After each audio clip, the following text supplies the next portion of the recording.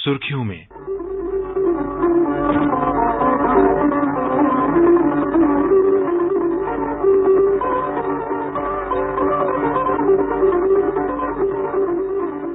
कार्यक्रम में प्रस्तुत है विश्व मस्तिष्क दिवस के अवसर पर लेडी हार्डिंग मेडिकल कॉलेज के न्यूरोलॉजी विभाग के प्रमुख प्रोफेसर डॉक्टर राजेंद्र कुमार धमीजा से आकाशवाणी संवाददाता सिद्धार्थ सिंह की बातचीत।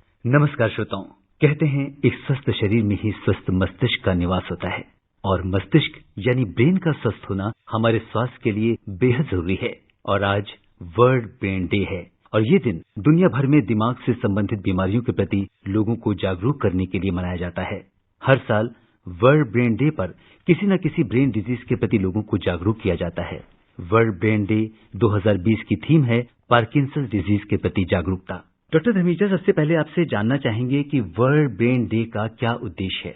वर्ल्ड ब्रेन डे हर साल 22 जुलाई को मनाया जाता है क्योंकि इस दिन वर्ल्ड फेडरेशन ऑफ न्यूरोलॉजी की स्थापना हुई थी, जो कि एक ग्लोबल बॉडी है। पूरे वर्ल्ड में न्यूरोलॉजी एसोसिएशंस की एक सोसाइटी का मेन केंद्र है। और इस दिन जो है हमारा मेन उद्देश्य यही है कि लोगों को मस्तिष्क से संबंधित बीमारियों के बारे में जागरूक करना कि वो कैसे इन बीमारियों को पहचाने, कैसे इनसे बचाव करें, अगर कोई है तो उनको क्या करना चाहिए, कहाँ इलाज कराना चाहिए और कैसे जो है इसके बारे में प्रिवेंशन करनी चाहिए। डॉक्टर धमीजा, मस्तिष्क संबंधी बीमारियों से हम कैसे बच सकते हैं? कौन कौन सी कॉमन बीमारियां हैं और इस तरह की जो न्यूरोलॉजिकल डिसऑर्डर्स हैं उससे बचने के लिए हमें क्या सावधानियां बरतनी चाहिए? न्यूरोलॉजिकल प्रॉब्लम्स भी दूसरी बीमारियों की तरह हैं और ये या तो इन्फेक्शंस की वजह से हो सकती हैं, जो कि हमारे देश में बड़ी कॉमन है, जैसे ट्यूबरकुलोसिस है या सिस्टिक सर्कोसिस है। इन सब से तकरीबन हर क्षेत्र में भारत के हर वर्ग में ये बीमारियां होती हैं जिनसे दौरे पड़ सकते हैं या जिसको हम मिर्गी कहते हैं। इसके अलावा जो एज रिलेटेड प्रॉब्लम्स हैं, जो जिनको हम डीजेनरेटिव प्रॉब्लम्स बोलते हैं या वैस्कुलर प्रॉब्लम बोलते हैं, वो उम्र के साथ साथ होने वाली बीमारियां हैं और उनके बचने के लिए यही है कि आप अपने खान पान पे ध्यान दें, बैलेंस डाइट लें, फिजिकल एक्टिविटी को बढ़ाएं और कॉग्निटिव एक्सरसाइज भी करें ताकि ब्रेन भी आपके सेल्स जो हैं वो एक्टिव रहें। कॉग्निटिव एक्सरसाइजेज का मतलब ये है कि आप अपने ब्रेन की एक्सरसाइज करें, जैसे आप क्रॉसवर्ड्स या पजल्स या नई लैंग्वेज सीखना या सोशल एक्टिविटीज करना। ये सब बातों से दिमाग की जो हमारे सेल्स हैं वो एक्टिव रहते हैं और ये कॉग्निटिव फिटनेस के लिए बहुत जरूरी है। डॉक्टर धमीजा, हम अक्सर देखते हैं कि लोगों में सरदर्द की शिकायत रहती है और माइग्रेन एक ऐसी बीमारी है जो बहुत आम हो चुकी है, तो कैसे हम एक सरदर्द और माइग्रेन में डिफ्रेंशिएट कर सकते हैं? देखिए, माइग्रेन बहुत कॉमन है और हर 7वें व्यक्ति को माइग्रेन की शिकायत रहती है और अंडर डायग्नोस है। लोगों को ये लगता है कि ये आम सिर दर्द है तो इसको लोग इग्नोर करते हैं या नेग्लेक्ट करते हैं। जो माइग्रेन का सिर दर्द है वो उसके बड़े स्पेसिफिक क्राइटेरिया हैं, जैसे कि कम से कम 4 घंटे और ज्यादा से ज्यादा 72 घंटे तक ये सिर दर्द रहता है। इसके साथ या तो ये आधे सिर में दर्द रहता है, कभी एक साइड पे हो सकता है, कभी दूसरी साइड पे हो सकता है। इसके साथ उल्टी या मतली का शिकायत रहती है या धूप और शोर से ये जो सिर दर्द है बढ़ता है या पेशेंट्स जो अवॉइड करते हैं धूप को या लाउड नॉइज है उसको। और इसके साथ साथ जब ये माइग्रेन का अटैक होता है तो मरीज काम नहीं कर सकता है, जिसको हम काइनेसोफोबिया बोलते हैं, कि कोई भी एक्टिविटी मरीज को जो है इस सिर दर्द को बढ़ाती है। तो आपने देखा होगा अक्सर की महिलाएं जो माइग्रेन के पीड़ित रहती हैं वो चुपचाप एक शांत कमरे में जाके अपने सिर दर्द को जो है पट्टी बांध के या फिर अपना आराम करती हैं और सोने से फर्क पड़ता है। तो ये जो कॉमन हेडेक्स हैं वो अलग हैं और माइग्रेन एक स्पेसिफिक न्यूरोवास्कुलर प्रॉब्लम है। It is just not like a common headache. Doctor Dhamija, जैसे देखते हैं कि लोग बहुत एक्सेसिव पेन किलर्स का यूज करते हैं। अगर सर दर्द हो रहा है तो एक पेन किलर खा लिया तो मुझे लगता है कि कहीं ना कहीं एक सिम्टोमेटिक रिलीफ तो मिल जाता है, लेकिन एक्चुअल बीमारी से उसे छुटकारा नहीं मिल पाता। तो कितना सही होता है अगर इस तरह के सर दर्द में इस तरह की गोलियां लेना? जो एनाल्जेसिक्स या जो हम सिर दर्द की या दर्द निरोधक दवाइयां लेते हैं और माइग्रेन में अगर इनका रेगुलरली सेवन किया जाए तो ये माइग्रेन को और वर्सन करते हैं, जिसको मेडिकेशन ओवर यूज हेडेक बोलते हैं, MOH, जो कि इन दवाइयों से ही सिर दर्द होने लगता है। सो बेहतर यही है कि आप जो है अपने क्वालिफाइड डॉक्टर के पास जाके प्रॉपरली इन्वेस्टिगेट, डॉक्टर्स करते हैं, न्यूरोलॉजिस्ट करते हैं, आपकी डायग्नोसिस बनाते हैं और उसके बाद आपको ट्रीटमेंट पे डालते हैं। और ट्रीटमेंट भी इसकी 2 तरह से होती है, या तो अबॉर्टिव ट्रीटमेंट होती है और एक प्रोफाइलेक्टिक ट्रीटमेंट होती है। अबॉर्टिव ट्रीटमेंट का तात्पर्य ये है कि जब आपको सिर दर्द होता है तो तब उस अटैक को कम करने के लिए या अटैक की दवाई अलग है और इन बिटवीन दी जो हेडेक्स हैं, जो सिर दर्द अगर महीने में आपको 3 या 4 बार से ज्यादा होने लग जाए तो हम मरीज को प्रोफाइलेक्टिक ड्रग्स देते हैं ताकि सिर दर्द ना हो। तो ये दोनों अलग अलग टाइप की दवाइयां हैं और बहुत सारी दवाइयां हैं। आजकल जो है टेक्नोलॉजी बहुत एडवांस है, नई नई दवाइयां आती हैं, नई नई प्रोफाइलेक्टिक आ रहे हैं, लेकिन दर्द की दवाई बिना डॉक्टर की सलाह के मत लें और जरूरत से ज्यादा मत लें, क्योंकि ये दवाइयां भी एक सिर दर्द या माइग्रेन का कारण बन सकती हैं। डॉक्टर धमीजा, जैसा कि आपने बताया कि इस बार वर्ल्ड ब्रेन डे 2020 की थीम पार्किंसंस डिजीज है और हर साल इस बीमारी से पूरे विश्व में 1 करोड़ से ज्यादा लोग प्रभावित होते हैं। पार्किंसंस डिजीज क्या है और आपसे जानना चाहेंगे कि हम अपना बचाव इससे कैसे कर सकते हैं या जो लोग इससे पीड़ित हैं वो कैसे अपना ध्यान रखें। पार्किंसन डिजीज जो है ये जेम्स पार्किंसन के नाम पे है, जो इंग्लिश फिजिशियन थे और 200 साल से ये बीमारी जो है प्रचलन में है। ज्यादातर ये बुजुर्गों में पाई जाती है, 65 साल की उम्र के बड़े लोगों में मिलती है, लेकिन आजकल देखने में यह है कि यंग ऑनसेट पार्किंसन डिजीज भी है और वो अनुवांशिक भी है। तो जो यंग लोगों में होती है उनमें जेनेटिक कॉजेज होने के चांसेस ज्यादा रहते हैं और जो दूसरे बुजुर्ग लोग हैं वो उम्र के साथ जो हमारे सेल्स हैं ब्रेन के जो एक केमिकल डोपामिन प्रोड्यूस करते हैं, उन सेल्स की कमजोरी या डेथ की वजह से डोपामिन की डेफिशिएंसी रहती है और फिर हमारे जो ब्रेन के सेल्स जो हैं जो मूवमेंट को कंट्रोल करते हैं वो प्रोग्रामिंग में जो है उनमें दिक्कत आती है और जो ऐसे मरीज हैं उनको या तो कंपन की शिकायत शुरू हो जाती है, जो हाथ पैर कांपते हैं एक साइड से शुरू होते हैं, या फिर आपकी स्टिफनेस हो जाती है आर्म्स में, हाथ में या पैरों में या बाजू में, और इसके साथ साथ आपको काम करने में स्लोनेस आती है, आपके चलने में स्लोनेस है, आप शेव कर रहे हैं, आप खाना खा रहे हैं, आप ब्रश कर रहे हैं, आप बैठ के उठ रहे हैं, हर चीज में स्लोनेस है। तो अगर आपकी फैमिली में कोई ऐसे आपको नजर आता है कि ये अब जो है सुस्त हो गए हैं, स्लो हो गए हैं चलने में, अगर हस्बैंड वाइफ दोनों इकट्ठे चल रहे हैं और एक जो है उनमें से पीछे चल रहा है या आपके पीयर सेम एज ग्रुप के हैं, उन लोगों से आप स्लो चल रहे हैं, तो आपको इसके बारे में सोचना चाहिए। और एक और भी इसका लक्षण है वो है लॉस ऑफ पोस्चरल रिफ्लेक्स, इसके आदमी का बैलेंस में गड़बड़ होती है और बैलेंस बिगड़ने से आदमी गिर भी सकता है। तो अगर ये 4 चीजें हैं, TRAP, T से ट्रेमर जो शेकिंग है, R से रिजिडिटी जो स्टिफनेस है, A से एकैनेजिया जो स्लोनेस है और P से पोस्चरल रिफ्लेक्सेस का लॉस। तो ये जो लक्षण है इन लक्षणों को पहचानना चाहिए और इस कार्यक्रम का मुख्य उद्देश्य है और वर्ल्ड ब्रेन डे का उद्देश्य यही है कि पब्लिक जो है इन बीमारियों के बारे में जागरूक हो, इन बीमारियों को पहचाने। आजकल बहुत सारे इलाज संभव हैं, हर स्टेज का इलाज है और ज्यादातर पेशेंट्स में पहले 10 बार 15 साल तक बहुत अच्छा इलाज चलता है। तो अपना इलाज कराएं, पहचानें, डॉक्टर के पास जाएं, न्यूरोलॉजिस्ट के पास जाएं, वो आपको डायग्नोज करके कुछ टेस्ट भी करेंगे और फिर आपको दवाई पे डालेंगे और दवाई के जो साइड इफेक्ट्स हैं उसका भी ध्यान रखेंगे। तो ये जो पार्किंसन डिजीज है इस वर्ल्ड ब्रेन डे का मेन थीम है और हम इसी पर्पज से आज बैठे हैं कि लोगों को इसके बारे में जागरूक करें कि पार्किंसन डिजीज क्या है और कैसे इसको पहचानें और फिर इसका कैसे इलाज हो। डॉक्टर धमीजा, अगर हम पार्किंसन डिजीज में हमारे देश की स्थिति क्या है, हमारे देश में कितने लोगों को इस तरह की बीमारियां हैं?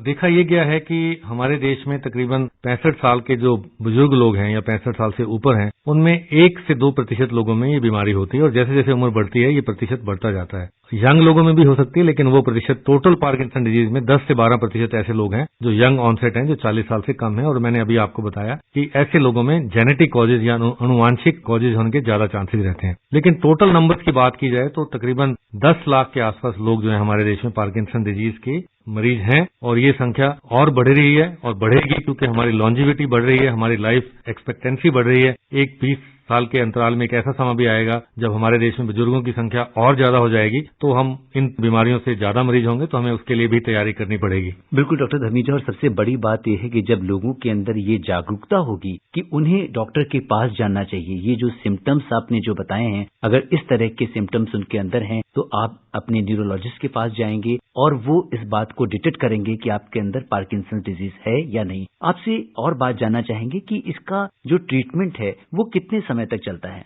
डोपामिन की डेफिशिएंसी मैंने आपको बताया, ये एक हमारे ब्रेन का केमिकल है। इस केमिकल के थ्रू हमारे सेल्स आपस में बात करते हैं, तो जब इसकी डेफिशिएंसी होती है तो हम बाहर से ये केमिकल देते हैं। पहले 5 से 10 सालों तक ये बहुत अच्छे तरीके से कंट्रोल करके रखता है दवाइयां जो हैं, और उसके बाद धीरे धीरे दवाइयों का असर कम होता है या बीमारी की सिवियरिटी भी बढ़ती है, क्योंकि ये ऑन गोइंग प्रोग्रेसिव डिजीज है कि जैसे ही डायग्नोसिस होती है उस समय पर 60 से 70% जो हमारे सेल्स हैं ब्रेन के, जो सबस्टेंशिया नाइग्रा हम बोलते हैं, जो सेल्स डोपामिन प्रोड्यूस करते हैं, उनकी ऑलरेडी जो है डेथ हो चुकी होती है, तब जाके डायग्नोसिस बनती है। तो मेरे कहने का मतलब ये है कि बहुत सारी ये बीमारी जो लक्षण होने से पहले से ही ये बीमारी चल रही होती है और लक्षण जो है बाद में आते हैं, और जब ये लक्षण व्यक्ति को उनकी दैनिक दिनचर्या में असर डालते हैं कि आप अपना डेली फंक्शनिंग नहीं कर पा रहे हैं, तब हम उनको दवाइयों पे डालते हैं। और दवाइयां जो हैं पहले 10 साल तक मैंने बताया बहुत अच्छे से काम करती हैं। और इसके अलावा और भी तरीके हैं और भी मोडेलिटीज हैं ट्रीटमेंट की। कुछ लोगों में सर्जरी भी एडवाइज करते हैं, अगर वो यंग पेशेंट्स हैं, 70 से कम है और कॉग्निटिवली इंटैक्ट है, मतलब कि उनको साइकोलॉजिकल इश्यूज नहीं है और वो दवाइयों पे असर उनको कर रही हैं, रिस्पॉन्सिव हैं, तो उनमें सर्जरी भी कर सकते हैं। इसकी टिपिकल सर्जरी है कि ब्रेन के अंदर हम इलेक्ट्रोड डालते हैं और उस इलेक्ट्रोड का पेस मेकर की तरह एक बाहर से कंट्रोल रहता है जो मरीज खुद अपने आप को कंट्रोल कर सकता है। ये अलग अलग टाइप की दवाइयां हैं, कुछ दवाइयां टैबलेट फॉर्म में आती हैं, कुछ पंप के थ्रू भी आती हैं, कुछ इंजेक्शन के थ्रू भी आती हैं।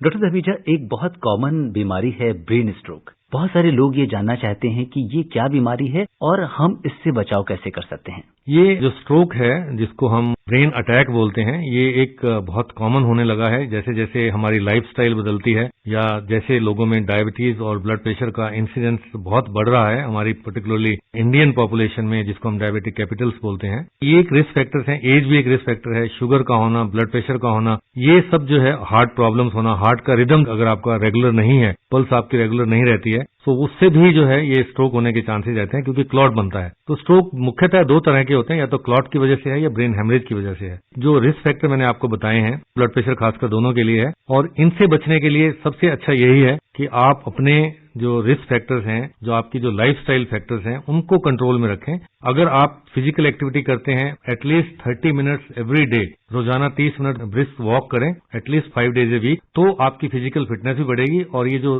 शुगर है या ब्लड प्रेशर है ये भी कंट्रोल में आएंगे और आपकी ब्रेन को तंदुरुस्ती मिलेगी और जो कॉग्निटिव फिटनेस भी रहेगी। लेकिन सबसे ज्यादा इंपॉर्टेंट ये है कि इसको हम पहचानें कैसे, ये वार्निंग साइन कैसे हैं, क्योंकि ब्रेन के जो स्ट्रोक की जो दवाइयां हैं, जो इलाज है, वो इस बीमारी के होने के कुछ घंटों में ही हम दे सकते हैं। हमारे पास पिछले 20 सालों में नई नई टेक्निक आई हैं और क्लॉट बस्टिंग ड्रग्स आई हैं जो हम क्लॉट को डिसॉल्व कर सकते हैं अगर हम उस दवाई को पहले 4.5 घंटे में दे सकें। तो मैं आपके माध्यम से सभी श्रोताओं को ये अपील करूंगा कि जो वार्निंग साइन मैं बता रहा हूं, जैसे पहला वार्निंग साइन है कि फेस का टेढ़ा होना या मुंह का टेढ़ा होना, दूसरा है कि आर्म्स या लेग्स में वीकनेस होना, और तीसरा ये है कि स्पीच या आपके बोलने में दिक्कत होना, और चौथा ये है कि टाइम। सो FAST फास्ट जो एक्रोनियम है वो बहुत इंपॉर्टेंट है स्ट्रोक के वार्निंग साइन या स्ट्रोक के लक्षण को पहचानने में। जो चौथा है टाइम का मतलब ये है कि आप टाइम वेस्ट मत करें, जितना जल्दी हो सकता है आप बड़े हॉस्पिटल में जाएं जहां ये क्लॉट बस्टिंग ड्रग्स की जो है सुविधा उपलब्ध हो। अगर टाइम पे मरीज आता है हॉस्पिटल में तो हम सीटी स्कैन जो सिंपल है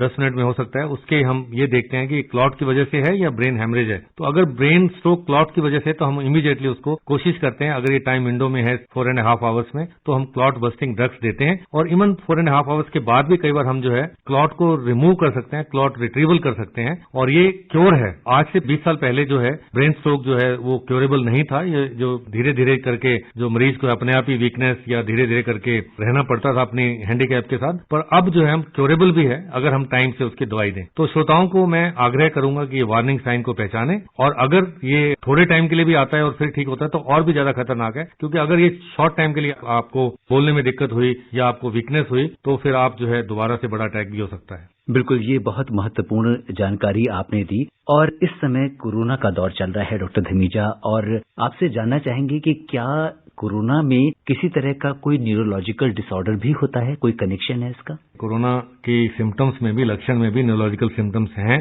और आपने सुना होगा कि बहुत कॉमन है कि लॉस ऑफ स्मेल, सूंघने की शक्ति, और लॉस ऑफ टेस्ट, ये बहुत अर्ली सिम्टम्स हैं और बहुत सारे कोरोना के पेशेंट्स में ये पाए गए हैं और ये बहुत कॉमन सिम्टम्स हैं। इसके अलावा सिर दर्द है, हेडेक है, डिजीनेस है, एनकेफ्लाइटिस है जो ब्रेन की इन्फेक्शन वायरल है, और स्ट्रोक्स, क्लॉट बनना, ये भी बड़े कॉमन है कोरोना और कोविड-19 के पेशेंट्स में। डॉक्टर धमीजा, चलते चलते आपसे ये अनुरोध करेंगे कि आप हमारे श्रोताओं को न्यूरोलॉजिकल डिसऑर्डर्स के प्रति क्या टिप्स देना चाहेंगे? देखिए, ये भी न्यूरोलॉजिकल हेल्थ जो है, ब्रेन हेल्थ बहुत इंपॉर्टेंट है, और ब्रेन से संबंधित जो बीमारियां हैं और जो उनके लक्षण हैं उन पे आप ध्यान दें। अपने और अपने प्रियजनों के लिए अगर ये ऐसे लक्षण आते हैं तो उनको तुरंत न्यूरोलॉजिस्ट के पास लेके जाएं। एक तो ये पहचानने की बात है, दूसरा ये है कि अपने आप को फिजिकली और कॉग्निटिवली या मेंटली फिट रखें। अपनी एक्सरसाइजेज करें, चाहे वो फिजिकल फिटनेस के लिए है, चाहे वो दिमाग की फिटनेस के लिए। अपने आप को तंदुरुस्त रखें और हेल्दी ब्रेन की तरफ ध्यान दें। अगर आपका ब्रेन हेल्दी है तो आपका शरीर हेल्दी है। डॉक्टर धमीजा, आप हमारे स्टूडियो में आए और आपने आकाशवाणी के श्रोताओं को इतनी महत्वपूर्ण जानकारी दी, आपका बहुत बहुत धन्यवाद।